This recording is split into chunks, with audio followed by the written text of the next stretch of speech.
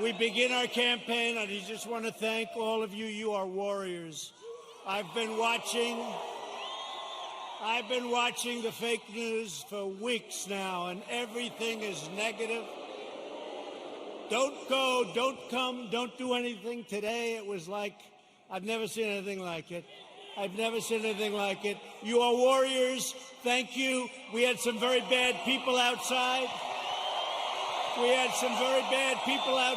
They were doing bad things. But I really do. I appreciate it. We have just a tremendous group of people in Oklahoma. And I hear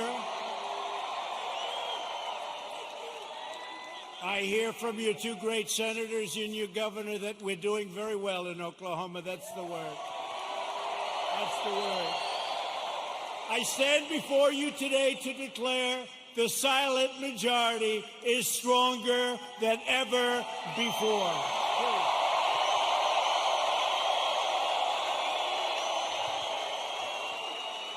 5 months from now, we're going to defeat Sleepy Joe Biden. Boy, does he get a pass from these people, huh? We're going to stop the radical left. We're going to build a future of safety and opportunity for Americans of every race, color, religion, and creed. Republicans are the party of liberty, equality, and justice for all.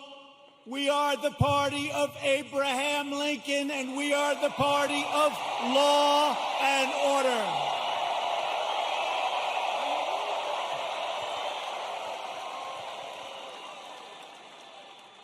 Think of what we've done. We will have close to 300 federal judges appointed and approved by the end of my first time. That's an all-time record. That's an all-time record.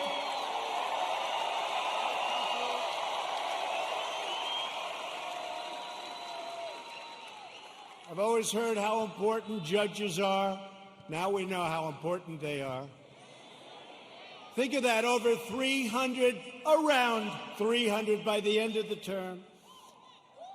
And when we have another 4 years, we're going to have a big, big percentage of the total number. Very important. November 3rd.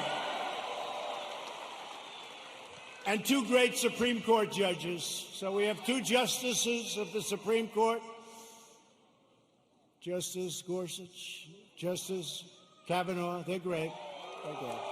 They're great. We have 2. And we could get a few more. Yeah, we could get a few more. We've spent over $2 trillion to completely rebuild the unmatched strength and power of the United States military.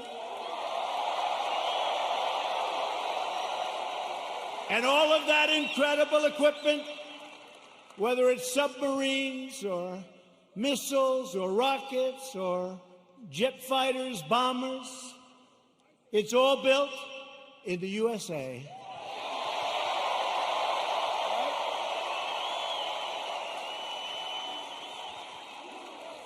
We passed VA choice. Thank you very much, Jim. Where's my senator? Jim Inhofe. You better vote for him. He's running. He's great.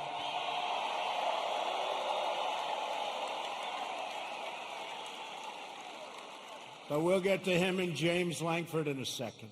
2 great senators. You have 2 great senators. So we passed VA choice. So if you're a veteran, for years and years, they've wanted to do it for almost 50 years. We got it done. We get a lot of things done. And so if you're a veteran and you have to wait in line for 1 week, 2 weeks, 3 weeks, 5 weeks, 7 weeks, 2 months, what happens is you go outside, you get a private doctor, you get fixed up, and they pay your bill. We take care of the bill. And you get immediate service. It's never happened before. And our approval rating at the VA is now 91%. That's how good it is. Never been anywhere near that number. Never been anywhere near that number. And VA accountability. We had a lot of bad people in the VA, people that didn't love our vets, people that were sadistic, people that stole, a lot of bad people.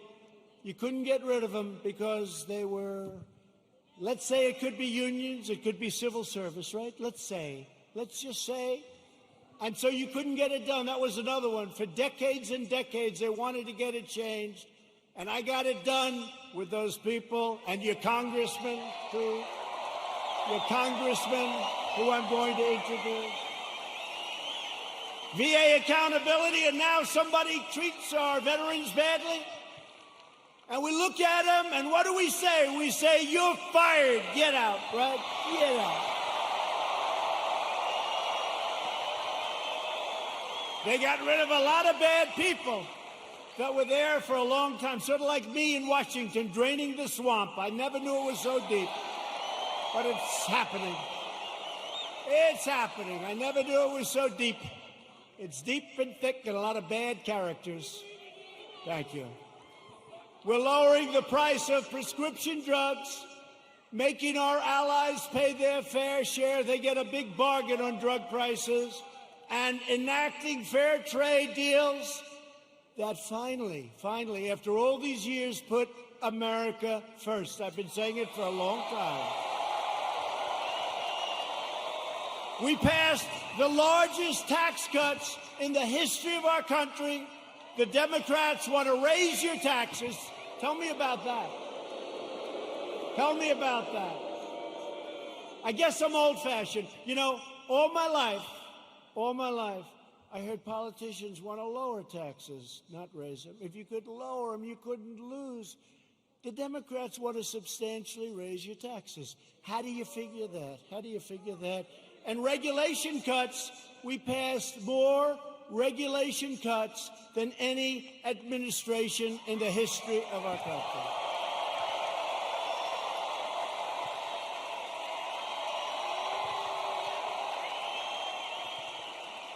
And with the help of our great energy workers, many of them come from the great state of Oklahoma. Do you ever notice that Biden oftentimes gets the state wrong?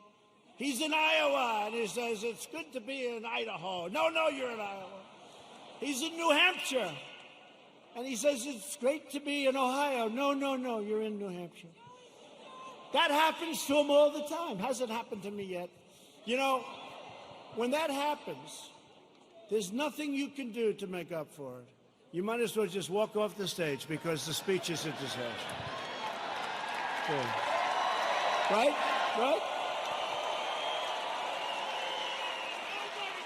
But we just turned the United States into the dominant energy superpower of the world,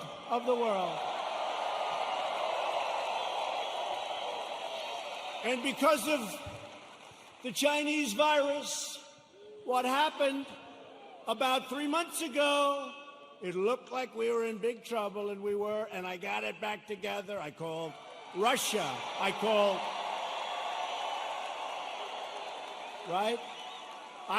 Russia. I called Saudi Arabia. And believe it or not, I called Mexico. Mexico was a little bit tough. That's called OPEC Plus. Did you ever hear of OPEC Plus? That's OPEC plus plus. And we got them to do the right thing, and we have our energy back to up almost $40 a barrel, meaning you have an energy business again. Almost $40 a barrel. A couple of months ago, it was zero, and we were going to lose 10 million energy jobs, 10 million jobs. So Texas and Oklahoma and North Dakota and many other states would have been hurt. Now, you think you're going to be hurt there? You try putting AOC in charge of your energy.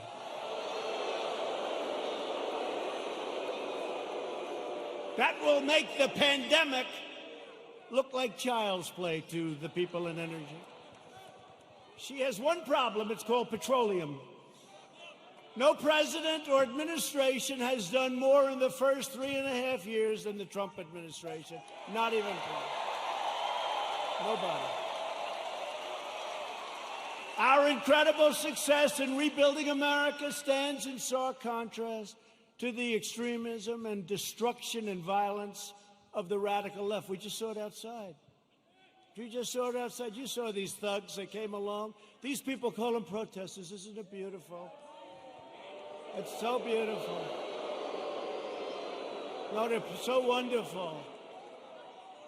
They call them the Boston Tea Party. They're so wonderful.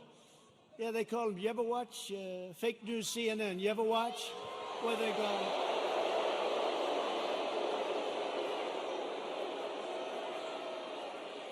How about the CNN anchor? How about the CNN anchor? You know, did a little shave job in the head, which is fine. And he's standing in front of a building saying things are very peaceful here. And the building is, it looks like the biggest fire I've ever seen. The whole town is burning. It's like the biggest fire. And he said, things are very good here, Anderson. I think it's good.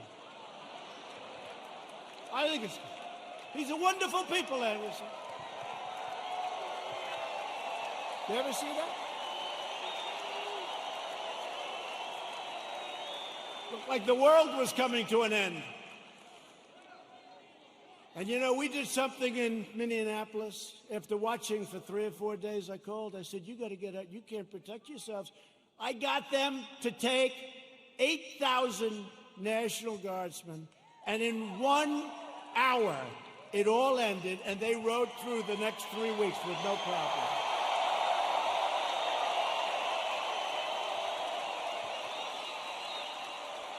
And we did the same thing in other cities. But how about Seattle? Isn't that great?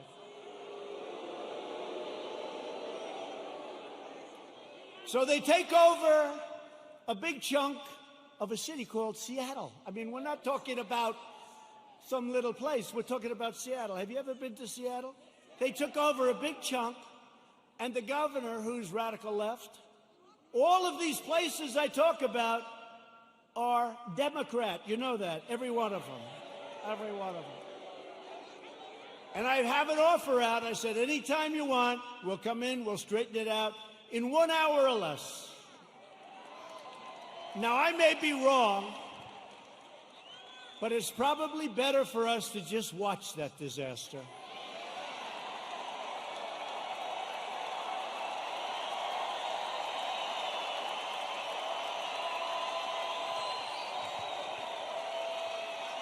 I flew in with some of our great congressmen who we're going to introduce in a second, and I said to him, Congressman, what do you think? I can straighten it out fast. Should we just go in? No, sir. Let it simmer for a little while. Let people see what radical left Democrats will do to our country. Right? But Americans have watched left-wing radicals burn down buildings, loot businesses, destroy private property, injure hundreds of dedicated police officers. These police officers, they get injured. They don't complain. They're incredible. And injure thousands upon thousands of people only to hear the radical fake news say what a beautiful rally it was. And they never talk about COVID. They don't talk about when you see 25,000 people walking down Fifth Avenue or walking down a street of a Democrat-run city. You never hear them saying, they're not wearing their mask. You don't hear them say, as they're breaking windows and running in. And then when I say the looters, the anarchists, the agitators, they say, what a terrible thing for our president to say. What a terrible thing. But you don't hear them talking about COVID. COVID. To be specific, COVID-19. That name gets further and further away from China as opposed to calling it the Chinese virus.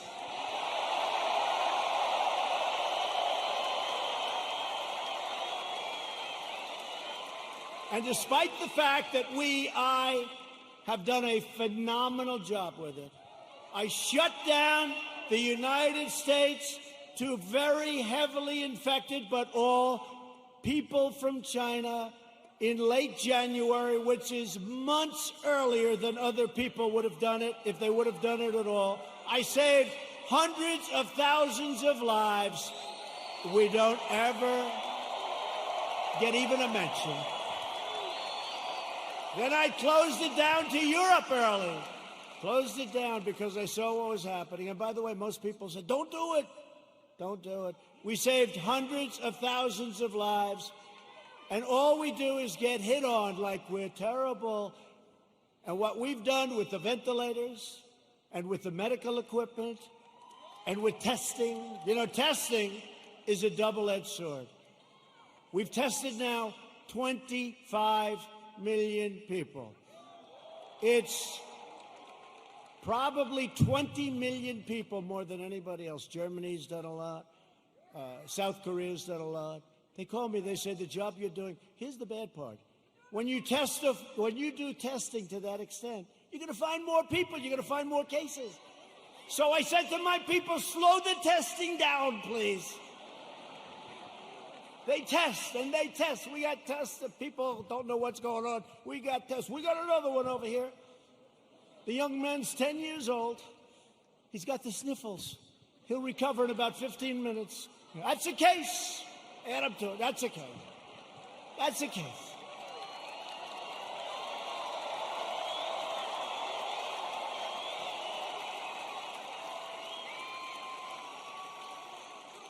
I was actually with a very nice man, very good man, even though he's very liberal, the governor of New Jersey, right? We know him? No, listen, he said to me something that's amazing. New Jersey was very heavily hit, very hard hit, thousands of people. He said with thousands of people that died, thousands of people, there was only one person that died under the age of 18. Would you believe that? Which tells me one thing, that kids are much stronger than us. When you see a little kid running around, say, boy, oh boy, do you have a great immune system. How about a piece of your immune system? They don't even know about this. Let's open the schools, please. Open.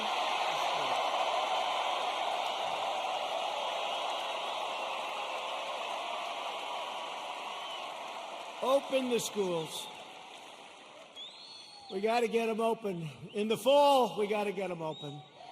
The unhinged left-wing mob is trying to vandalize our history, desecrate our monuments, our beautiful monuments, tear down our statues, and punish, cancel, and persecute anyone who does not conform to their demands for absolute and total control. We're not conforming. That's why we're here, actually.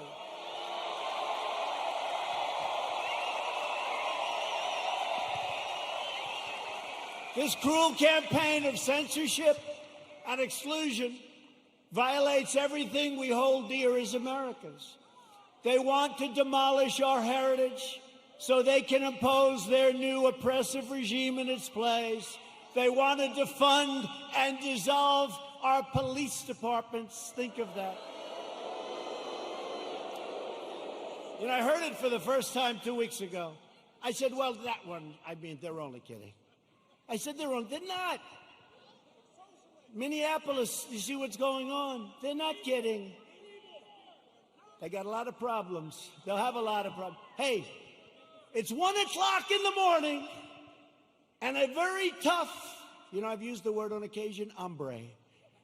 A very tough hombre is breaking into the window of a young woman whose husband is away as a traveling salesman or whatever he may do.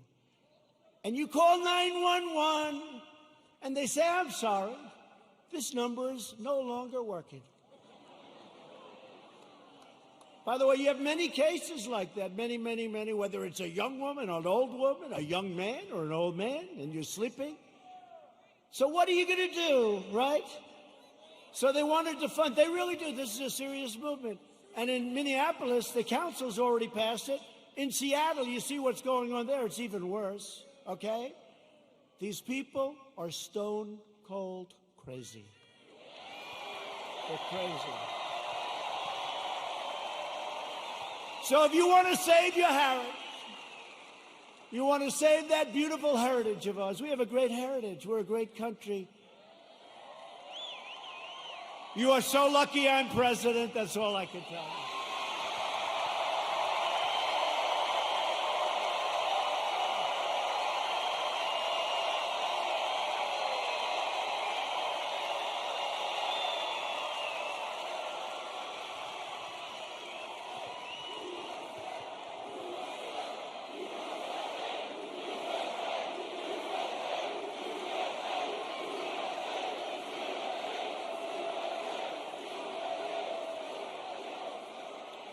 People have come up to me and say, how do you take it? I say, do I have a choice? Do I have a choice? We deal with a lot of bad people, but we're winning.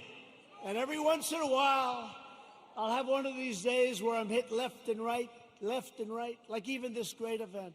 What if you could have seen outside, or if you could have heard the reports, oh, it's COVID, it's this, they've got, it's, by the way, it's a disease, without question, has more names than any disease in history. I can name Kung Flu. I can name 19 different versions of names. Many call it a virus, which it is. Many call it a flu. What difference? I think we have 19 or 20 versions of the name. But they say to me, where do you get the energy? I say, I don't have a choice. I don't have a choice. You know, it was interesting to show you how fake they are. You might have seen it. So last week they called me and they say, sir, West Point, we're ready. I said, oh, that's right. I have to make the commencement speech at West Point. You know, they delayed it for 6 weeks because of COVID. So they delayed it. And I went there. 1,106 cadets were graduated, and beautiful. Right? Beautiful cadets. So, this is just to show you how bad the fake news is. So, they say to me, sir, we're ready to go. I say, let's go. This is after saying hello to a lot of cadets, inspecting little areas of a building that was very exciting. Actually, it's beautiful, very old. Studied a lot of our great generals, some of our presidents that went there. West Point is beautiful, right on the Hudson River. But after an hour, general that runs it is a fantastic guy. After an hour, we land. We do some more inspections, and they say, sir, are you ready? Yes, I am. So we walk like the equivalent of about 3 blocks, which is fine. We go on stage, which is fine. They make speeches, then I make a speech that lasted a long time. I don't know, maybe 45 minutes, maybe longer. I don't know, but a long time. The sun is pouring down on me, okay? But they said to me before the speech, sir, would you like to salute each cadet, each single cadet, or maybe they'll be in groups of 2. Would you like to salute like this? Yes. Like this. Almost 600 times. You know what that is? 600 times!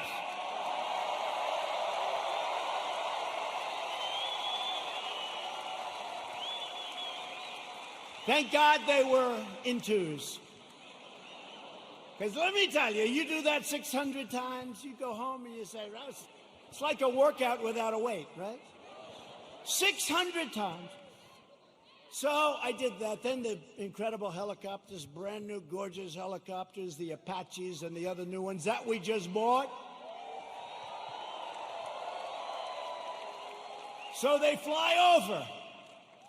And the kids throw the hats in the air. It's beautiful, it really is. And it was a beautiful day. And we're all finished.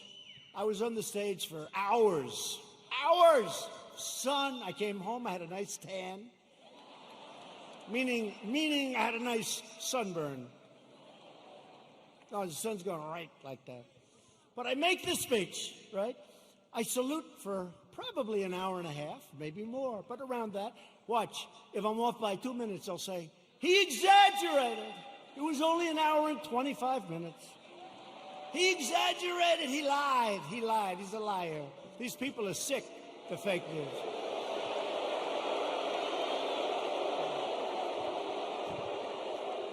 So then, I finished saluting, my final salute. I said, thank goodness, thank you very much.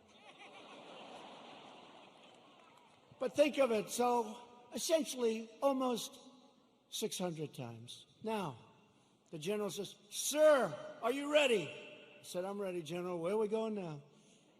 You have to understand, I left early in the morning to get there. Now it's sort of late in the afternoon. A lot of these fakers were with us, so they know. He said, sir, we can now leave the stage. I said, great, General, let's go. I'll follow you. And he goes like this, right here, sir. I'll walk on.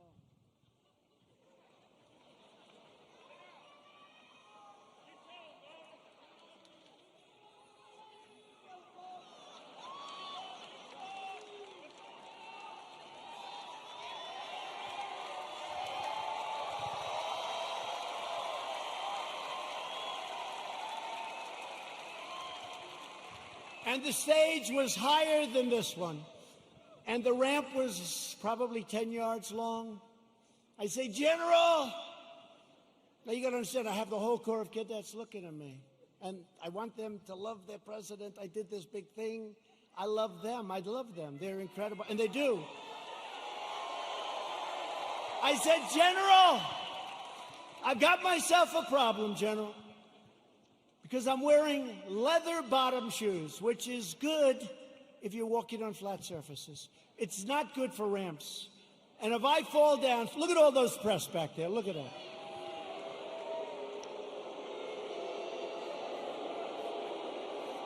And this was a steel ramp. You all saw it because everybody saw it. This was a steel ramp. It had no handrail. It was like an ice skating rink. And I said, General, I have a problem. And he didn't understand that at first. I said, there's no way. You understood? I just saluted almost 600 times. I just made a big speech. I sat for other speeches. I'm being baked. I'm being baked like a cake. I said, General, there's no way I can make it down that ramp without falling on my ass, General. I have no railing. Sure. It's true. So I said, is there like something else around? Sir, the ramp is ready to go. Grab me, sir. Grab me. I didn't really want to grab him. You know why? Because I said, that'll be a story too. So now I have a choice. I can stay up there for another couple of hours and wait till I'm rescued.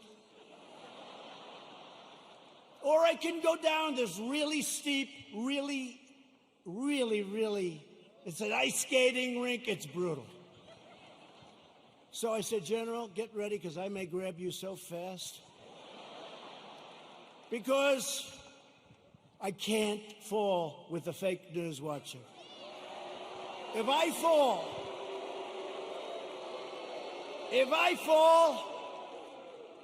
I remember when President Ford fell out of the plane, you remember?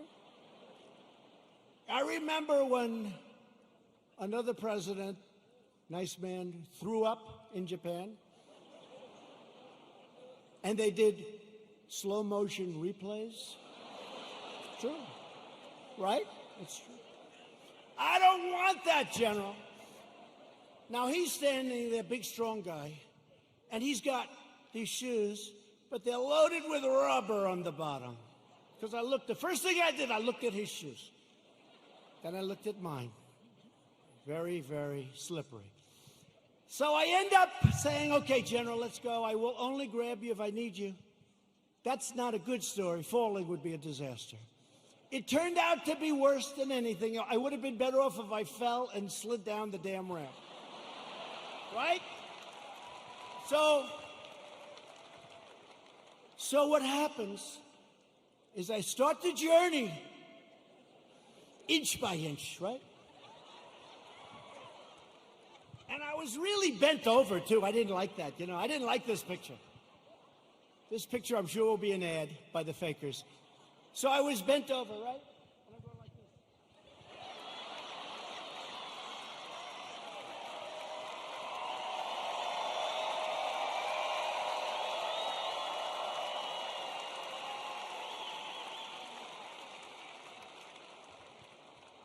And then we finally reached almost the end. And the fake news, the most dishonest human beings, they cut it off. You know why? Because when I was 10 feet short, I said, General, I'm sorry, and I ran down the rest, right?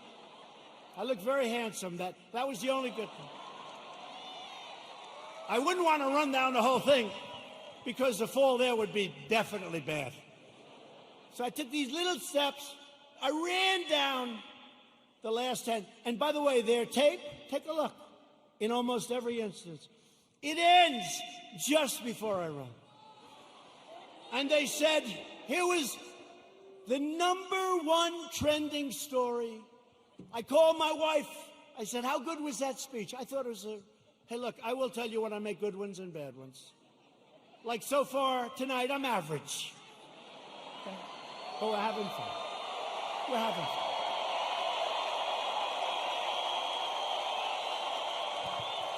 So far tonight.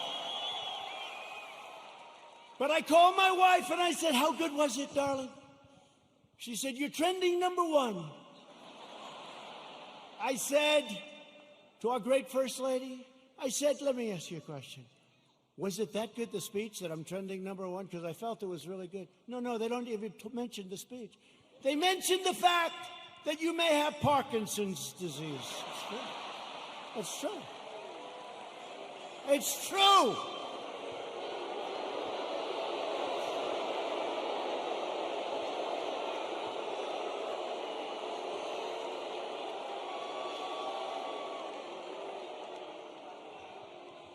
They say there's something wrong with our president. I'll let you know if there's something wrong, okay? I'll let you know if there's something. I'll tell you what, there's something wrong with Biden, that I can tell you.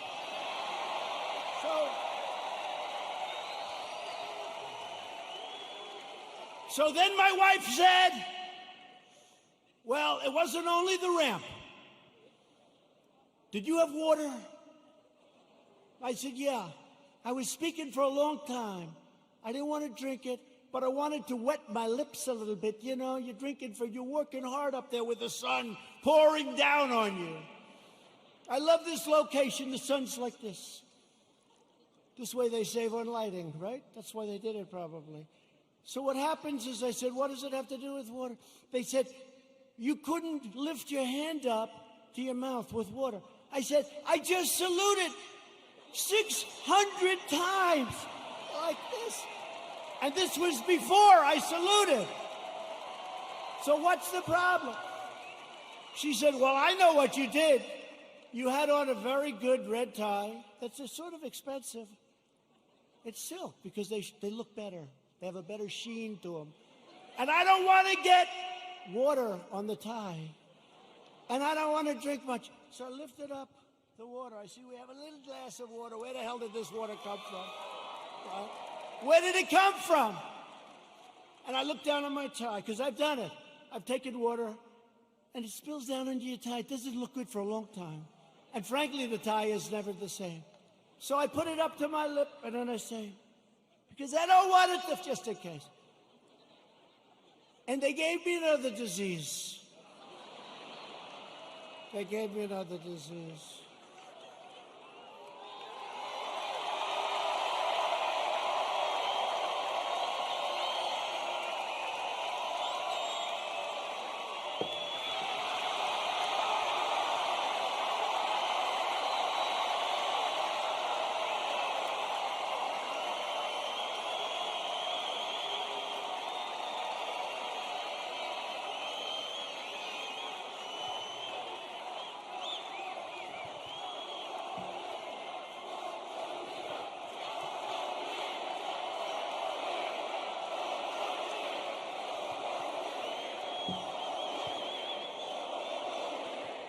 Anyway, that's a long story, but Here's the story.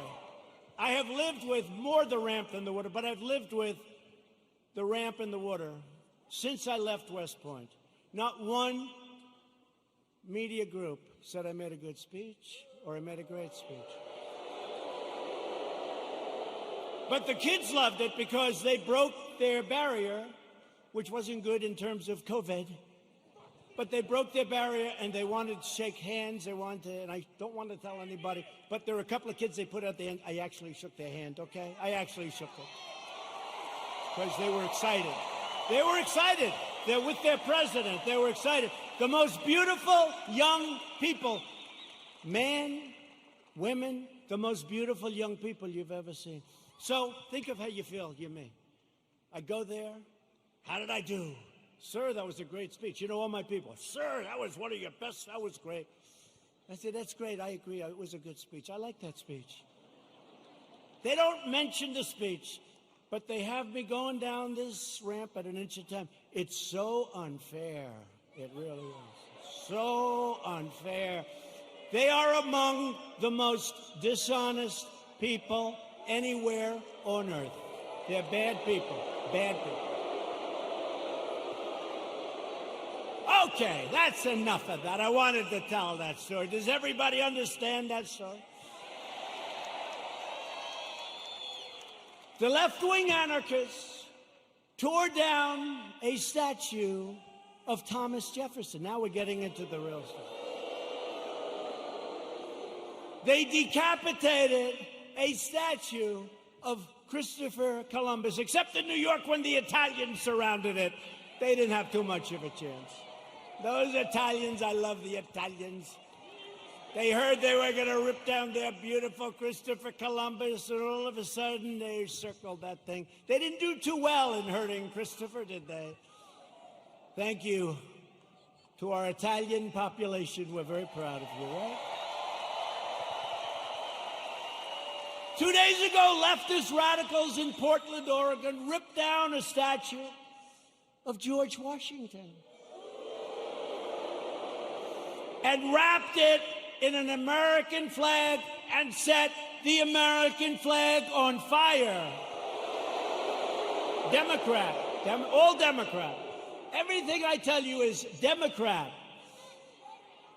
And you know, we ought to do something, Mr. Senators. We have two great senators. We ought to come up with legislation that if you burn the American flag, you go to jail for 1 year. 1 year.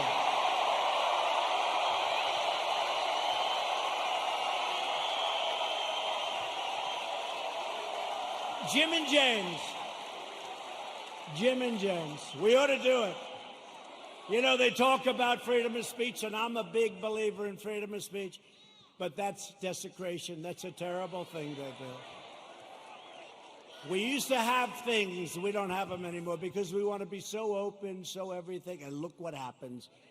We should have legislation that if somebody wants to burn the American flag and stomp on it, but just burn it, they go to jail for 1 year, okay? In Seattle, the Democrat mayor and the Democrat city council have surrendered control of 6 city blocks to an anarchist mob. These are anarchists. These are not protesters. You listen to the fake news, they say, oh, the protesters were lovely. Could you imagine if people just even slightly to the right tried to take over Seattle? They'd have machine guns out to get them. But these people can take over the city. Look at what they've done to business people that have spent years and years building their business, and now they're wiped out, taken away. Governor Inslee ought to get his act together, get in there. I'll help you. I'll do whatever you want. I'm waiting for a call. I would love to do it. I would love to do it. It'll take less than an hour, and it'll all be over with, and you'll have your city back.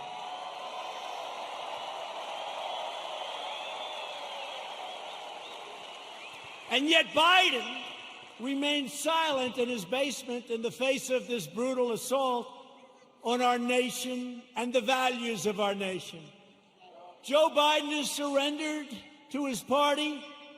And to the left-wing mob, he has no control. Does anybody honestly think he controls these radical maniacs? You know what he says to his wife when he's not confusing her with his sister? Get me the hell out of here. These people are crazy. That's what he says. He has absolutely no control. You know, a lot of times I'll make like a speech, and I'll have this beautiful paragraph come out criticizing every little aspect of the speech. Beautiful, brilliant. But Joe didn't. And it'll say, a comment from Joe Biden. But he didn't say it. Professional people, great students in English lit, people that are very smart say it. Joe Biden said, and they'll go into this highly complex paragraph, beautifully worded, and I say, Joe didn't say that. Joe doesn't even understand it.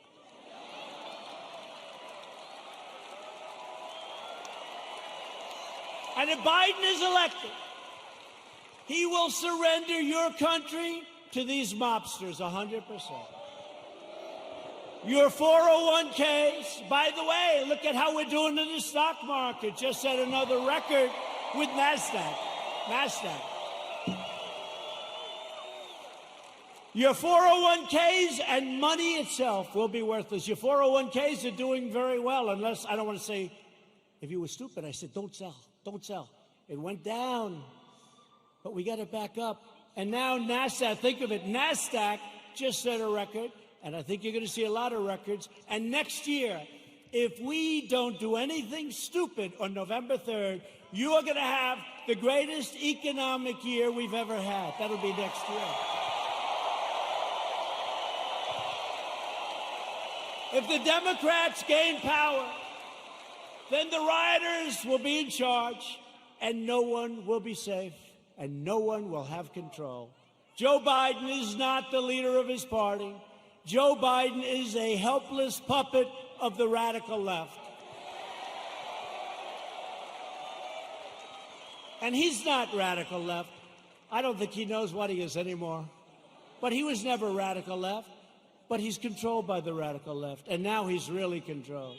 His campaign staff even donated a lot of money to bail out rioters, looters, and arsonists who ravaged Minneapolis.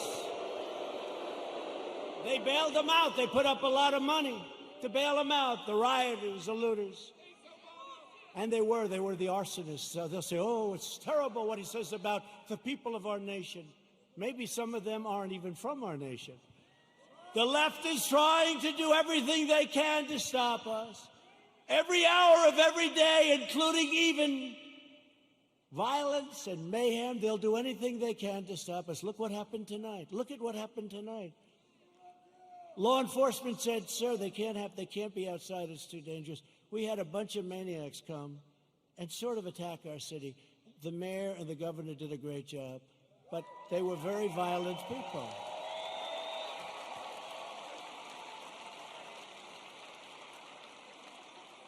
And our people are not nearly as violent, but if they ever were, it would be a terrible, terrible day for the other side.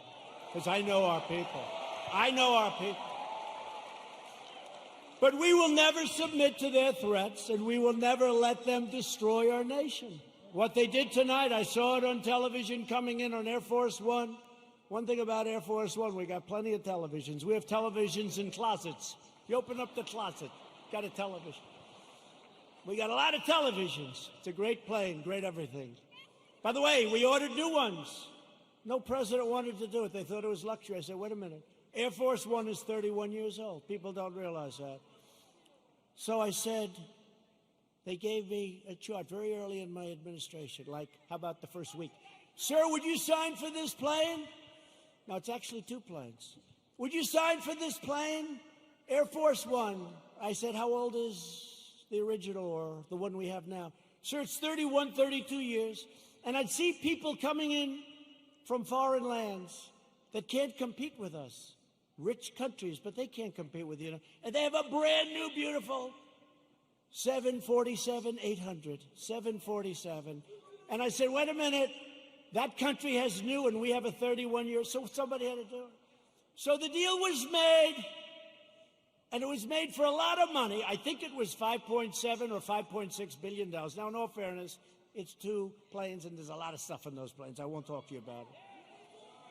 So I told Boeing, the head of Boeing, they said, "Sir, please, would like to get started on the planes." I said, "I do too, but I'm not paying $5.6 billion. And I'm not paying $4.6 billion.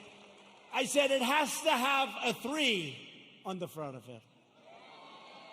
I mean, that's a hell of a lot of money, too. But it is a rather complex situation. They said, "No way, no way." This was before Boeing had problems, by the way. But Boeing's coming back. They're coming back. The greatest company in the world, and it had some big problems. It had a couple of problems that didn't work out. That was terrible. But the greatest, I think before that, it was the greatest company in the world.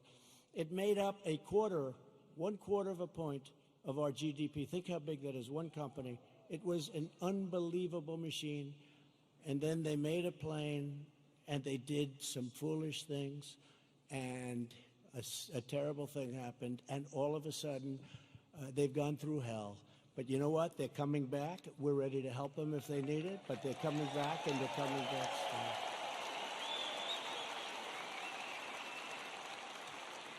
But this was the Boeing before that, and they were riding high, and like I was before this thing came in. But we're still riding high, because you know what? On November 3rd, we're going to win. We're going to win.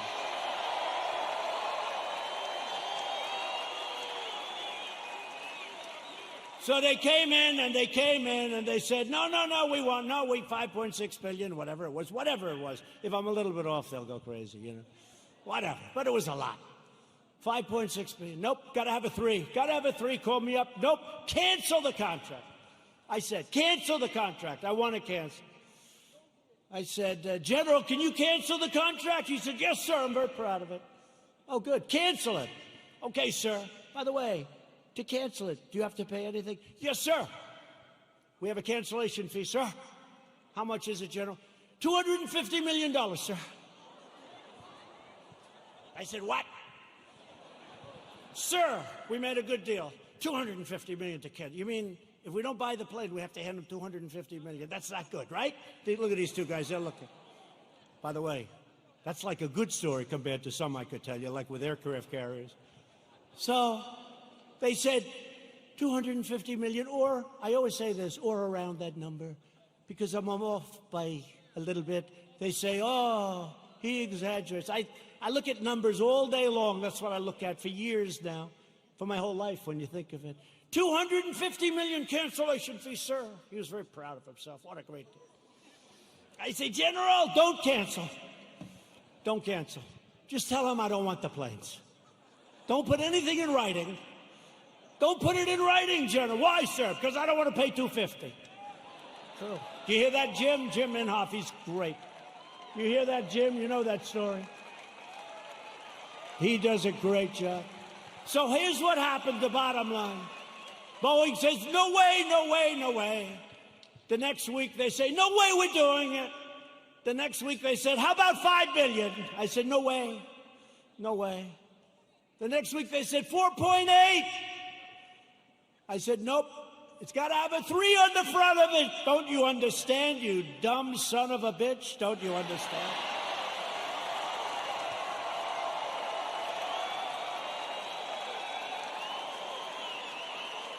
I turned out to be right, you know.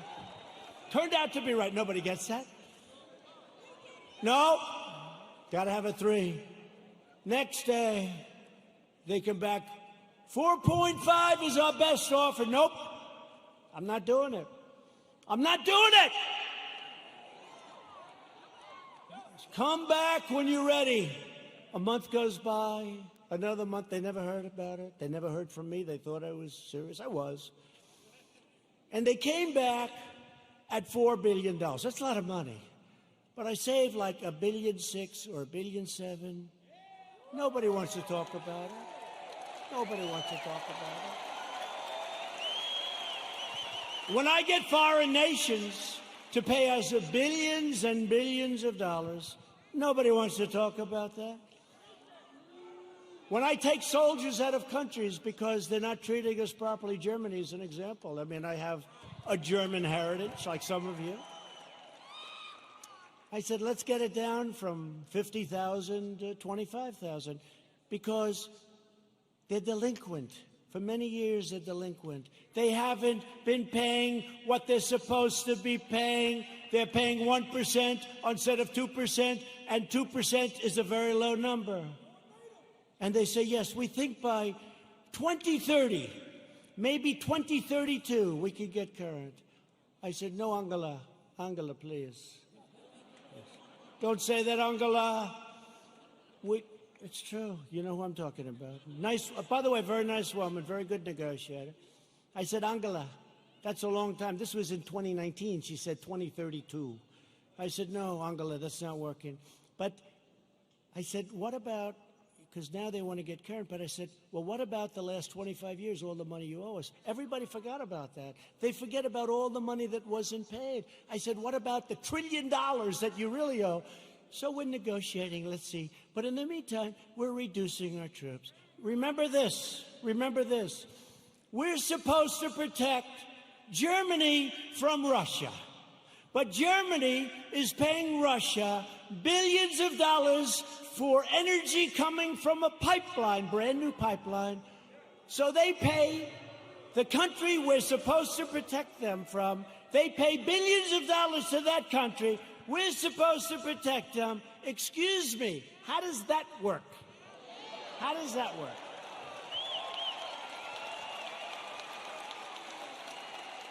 And the great thing is with Jim Inhofe and with James Langford, likewise, when they just said they love you, James.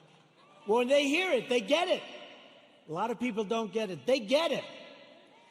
We cannot continue to be ripped off. We're ripped off by so many countries, and we're stopping it. And that means that a lot of people don't want me here. They don't want me here. There are a lot of people that don't want me here. You know, they don't sell a lot of bombs when we're not dropping bombs on people. You know that, right? It's called the military-industrial complex. When rioting and looting broke out in our nation's capital, I very quickly deployed the National Guard. I said, get them in. After watching for an evening or two, we stopped the violence and restored peace and order to the streets. And last night, they had a little breakout again. They ripped down a statue that was 110 years old, beautiful piece of art, in front of the police precinct with our radical left mayor watching on television. We're not happy. That's going to be very expensive for D.C. They're always looking for money. We need more money. We always need more money. And then they don't do the proper job. So it's not going to be good for Mayor Bowser. Mayor Bowser. They were heading over to the Jefferson Memorial recently, and they wanted to do damage to our great, beautiful Jefferson Memorial. Not going to happen. Don't worry about it. We have it surrounded with very strong people. The choice in 220 is very simple. Do you want to bow before the left-wing mob, or do you want to stand up tall and proud as Americans?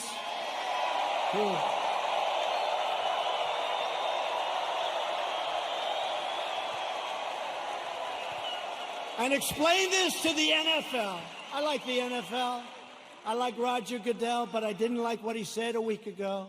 I said, where did that come from in the middle of the summer? Nobody's even asking. We will never kneel to our national anthem or our great American flag. We will stand proud and we will stand tall.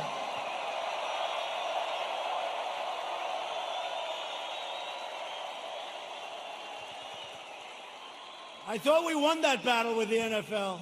Their stadiums were emptying out. Did you see those stadiums? Took them a long time to get you back. A lot of people didn't like that, you know, a lot of people that you wouldn't even think would care that much. I've had people that I said, these are super left liberals, and they didn't like it. Joe Biden and the Democrats want to prosecute Americans for going to church, but not for burning a church. They believe you can riot, vandalize, and destroy, but you cannot attend a peaceful pro-America rally. They want to punish your thought, but not their violent crimes. They want to abolish bail, abolish and open up your borders. They want open borders, let everyone, and by the way, we're doing so well. We have a record this month on the borders. Nobody's coming in. Very few people.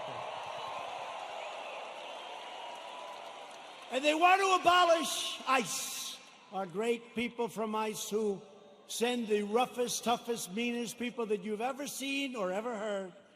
Generally speaking, when they have lots of tattoos on their face, they're not looking to do you much help. ICE, they're rough guys, they're rough, they're great Americans, they love, but they'll walk into, they call them a pack. They'll walk into a pack of tough MS-13 gang members. And you know, we shouldn't say this, it's not nice. They want us to negotiate. They start swinging, and the others start swinging. Everybody's swinging. At the end, they carry them back, and they throw them into the paddy wagon, right? They're great. And these people want to get rid of ICE. They get rid of murderers. They get rid of rapists. They get rid of the worst scum on earth.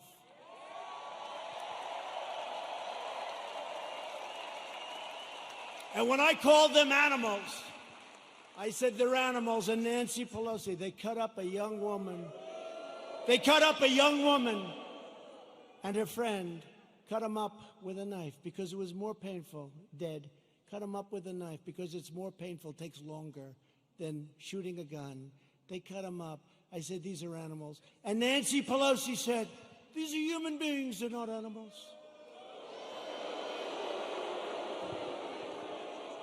If I lose an election over that, you know what? This country's in big trouble. Big trouble. They want to disarm law-abiding citizens and dismantle our police forces while freeing vicious MS-13 gang members. In Joe Biden's America, rioters, looters, and criminal aliens have more rights than law-abiding citizens, and that's true. In my administration, we defend American citizens, and we deport MS-13 members. Or put them in jail if we have to. The chaos you're seeing in our Democratic-run cities, these are all run by the Democrats, is what will happen in every city and community in America, and much, much worse if we don't keep them out. We have to do this. We have to go to the polls on November 3rd, and the rest, you know what to do. You know what to do. Got to keep the White House. Joe Biden's record can be summed up as 4 decades of betrayal, calamity, and failure. He never did anything. He was a senator. He was a vice president. He was, before that, something. Guy, you know what's great? President Trump was tough on this, or he was tough. They complained. Never did anything about it. He's been there for 43 years or 47 years. He never did anything about it. Biden supported every globalist attack on the American worker. Let's make every country in the world rich but ourselves, including NAFTA, the disaster of NAFTA. He wanted to go, and TPP would have ruined our automobile industry. Korea, I renegotiated the deal. I took a horrible deal. That was a Hillary Clinton special. That was a Hillary Clinton special. She said, we have to make this deal with South Korea. It's going to mean 250,000 jobs. And she was right. For South Korea, 250,000 jobs. And China's entry into the World Trade Organization was supported by Sleepy Joe Biden. That was one of the worst deals economically in the history of our country. When China joined the World Trade Organization, they were flatlined for decades. They became like a rocket ship. He voted for the war in Iraq. He voted for mass amnesty for illegal aliens. He supports sanctuary cities, and now Biden wants to end immigration enforcement and he wants to require you to provide free health care for millions and millions of illegal aliens, okay? When I took early and decisive action to ban travel from China and protect Americans from the virus, and as I said, Joe Biden opposed my decision and called it hysteria, xenophobia. He doesn't know what the word means, xenophobia, and fear-mongering. And then he apologized a month later. He said he was wrong, but he didn't say it. And they didn't cover it. They didn't cover it. On one of the single most important policy decisions of our lifetime, Joe Biden sided with China over America. That's closing the border. He thought it was a terrible thing. Remember, this was in January. That's early, real early, the end of January. He thought it was a terrible thing when we closed the border to many people that were badly infected with COVID. When the chips are down, Biden will always cave to the radical left. He'll always bow to the angry mob, and he will never protect you or your family, and you know that. Joe Biden will always let you down. That's been his history. At my direction early this year, the heroes of the U.S. military took out the world's top terrorist, the savage killer and leader of ISIS, al-Baghdadi, and the #1 terrorist anywhere in the world, Qasem Soleimani. We took him out.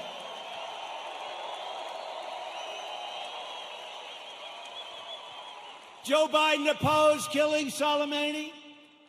He was we killed this #1 terrorist. He didn't like it. You know why he didn't like it? Because he thought it would be good politically. That didn't work out too well. Just as he opposed the raid that killed Osama bin Laden. He opposed it. You know that. Biden is always on the wrong side of history, as said by people that are with him and worked with him. He never made a correct foreign policy decision. Biden is a puppet for China. Son walked out with $1.5 billion. I think it's a little bit. Allowing them to rip off America for many years. Now they're paying us billions and billions of dollars. We give a lot of it to our farmers. We have plenty left over. China is not exactly happy with me.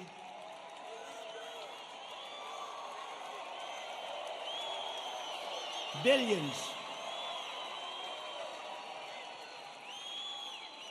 They pay us billions and billions of dollars, and they targeted our great farmers. And I took the money that they targeted. I took that money, and I gave it to the farmers, so they were even. So they're okay. Are you okay? Come.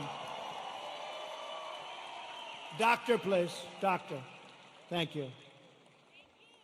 These people, I mean, some of the people are waiting for 5 days, especially in this location, right? You take your time, darling. Take your time. Thank you very much. Take your time. Doctor, thank you, doctor.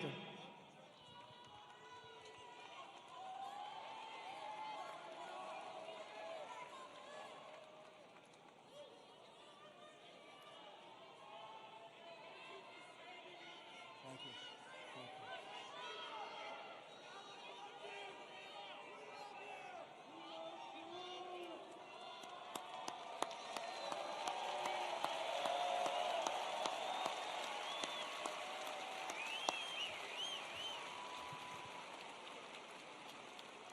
Now, some people wait for 4 or 5 days. It's incredible. He never did anything against China, Joe Biden.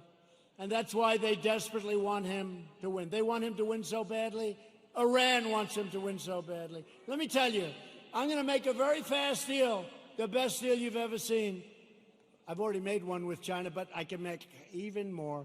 They want me to lose because they will own the United States if I lose. Iran. President Obama gave them $150 billion for nothing.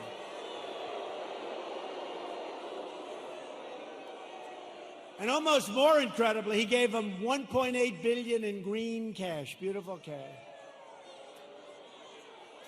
And now they're not doing so well, are they? They're not doing so well. Someday we're going to get credit for this, someday. But they are waiting. Iran wants to make a deal so badly. But they're told by Kerry and all these other, they shouldn't, the Logan Act.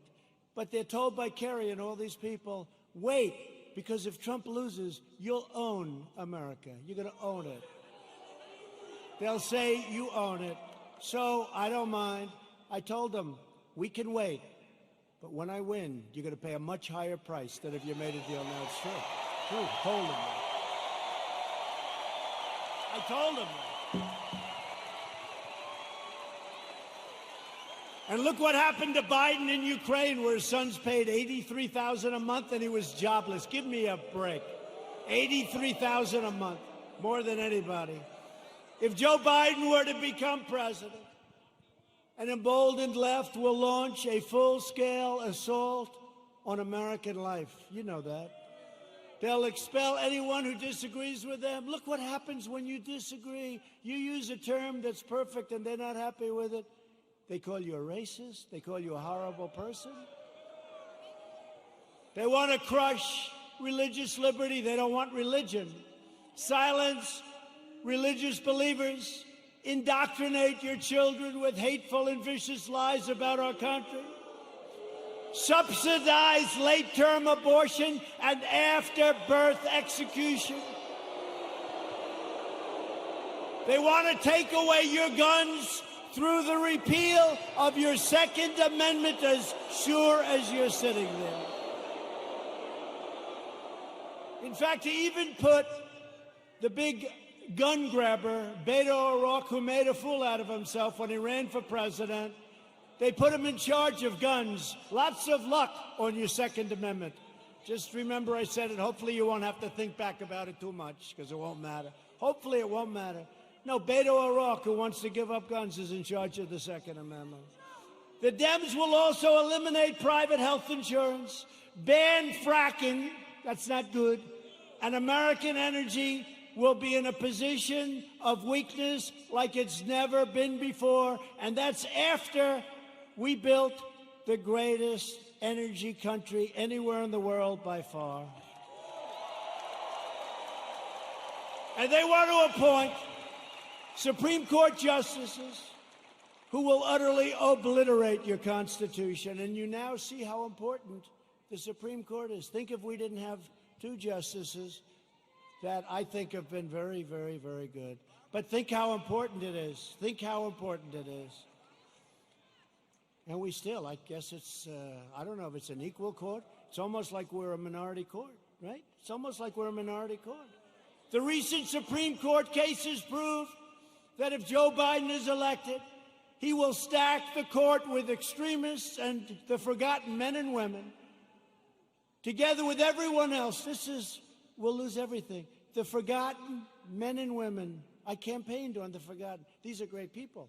These are substantial people. These are the elite. By the way, you're the elite. They're not the elite. You're the elite. They said,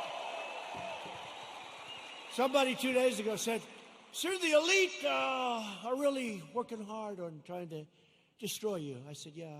Why do you call them the elite? I said, why? Well, they're not elite. I look better than them. Much more handsome. Got better hair than they do.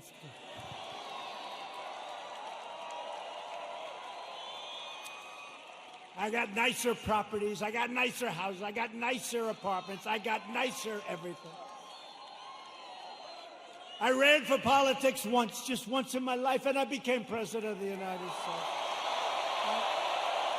Once.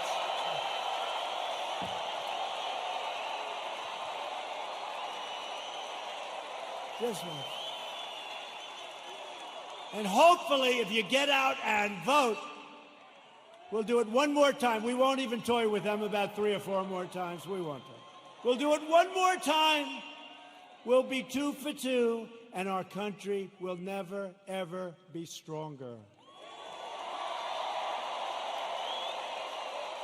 But I'll be soon announcing a new list of exceptional candidates for the United States Supreme Court, and I'll choose only from that list 100%, probably 25 incredible people, any one of which could be a great justice, any one of which. And I did it last time, and people loved when I did it, and I'll only pick from that list. Biden can't release his list because the names would be too extreme, too radical. They wouldn't be acceptable. But they will be very radical people.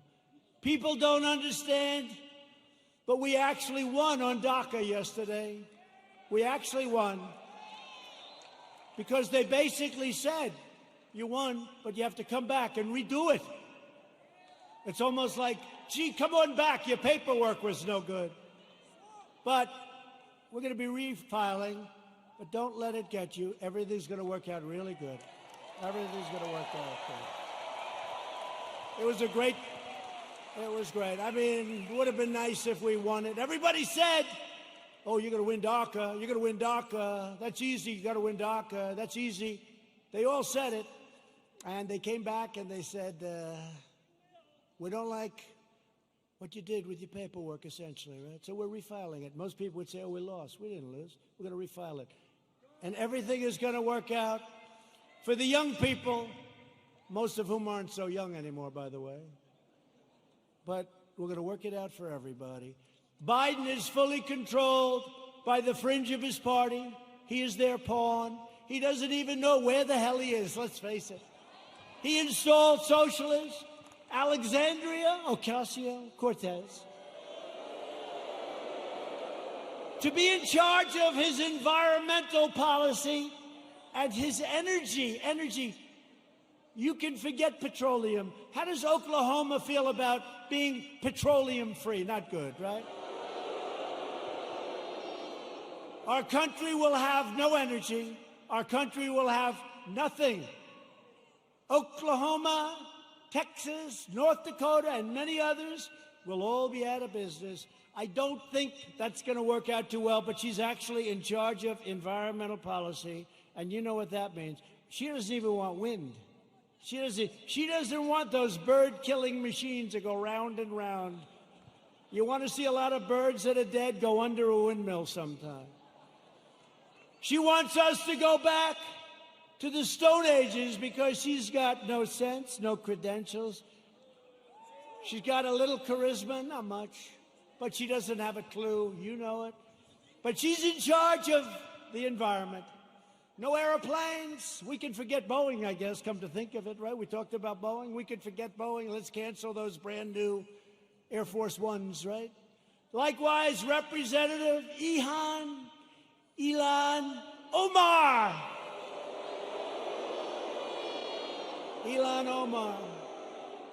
is going to be very much involved in a Biden government. They will put this hate-filled, America-bashing socialist front and center in deciding the fate of your family and deciding the fate of your country. I don't think so. She would like to make the government of our country just like the country from where she came, Somalia. No government, no safety, no police, no nothing, just anarchy. And now she's telling us how to run our country. No, thank you. And I think we're going to have a big victory in the state of Minnesota because they've had it. They've had it. Biden is a very willing Trojan horse for socialism. When Biden first ran for president over 33 years ago, remember I used to call him 1% Joe. He never got more than 1%. Until Obama took him off the trash heap. But he blatantly copied the speech of a British politician, even ripping off the man's personal biography and family history and claiming it was his own. He forgot to say he was born in America. Joe Biden is a shameless hypocrite. Since 2003, he has delivered fawning eulogies to the funeral and at those funerals of 3 leading supporters of segregation, including a former member of the KKK, and yet Biden is now smearing as racist tens of millions of people like yourselves, decent, hardworking Americans who he's never met, and he frankly probably doesn't want to meet. America should not take lectures on racial justice from Joe Biden, Sleepy Joe.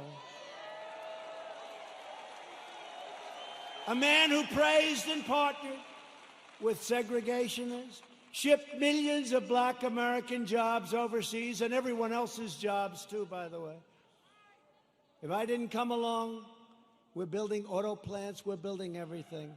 And there's never been a comeback like we're making right now. Never been. He hollowed out our middle class, including our black middle class, with open borders, trapped young children in failing government schools, built cages. Those cages were built by Obama and Biden. Look it up, 2014. And the fake news doesn't want to. Remember the picture of a cage for children. Remember the picture of the cage? And they said, President Trump. And then they realized that was in a newspaper, 2014, the same. Built by Obama and Biden, the cages. And they don't want to report the way it is. They know the way it is. They're not stupid. They sent young boys to fight in Iraq while the inner cities crumbled, helped the big banks while hammering community leaders, and made our cities less safe and secure for all. They've done a terrible job, and they shouldn't be awarded. They should not get rewarded with an election victory on November 3rd. That shouldn't happen. It'll destroy this country. Our country will be destroyed. We've all worked too hard. They don't know what the hell they're doing. Some do, actually, but in a very sinister way.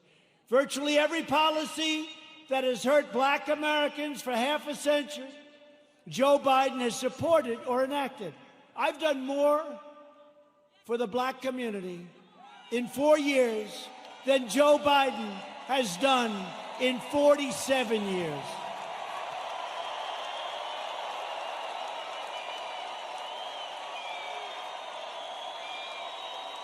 Racial justice begins with Joe Biden's retirement from public life.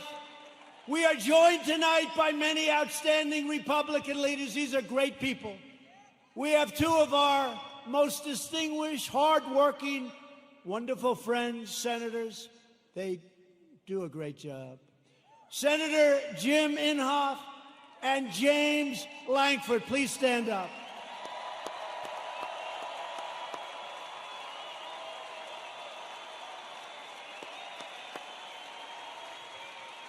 Two very respected, I will tell you, 2 very respected people in Washington. They're respected by everybody. They do some job, and I'd have you come up, but you can relax. I will say this.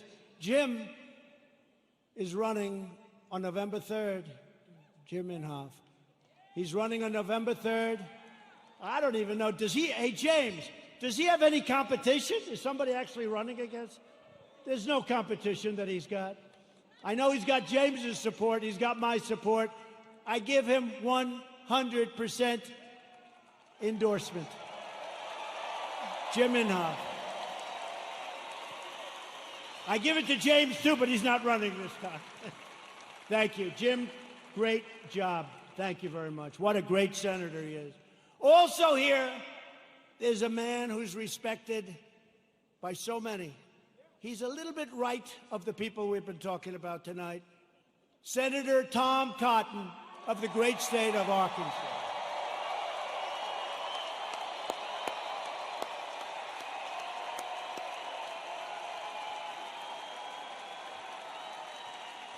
Thank you, Tom. They like you people. Thank you, Tom. Great job you're doing.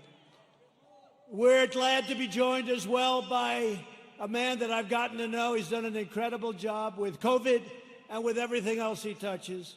Governor Kevin Stitt.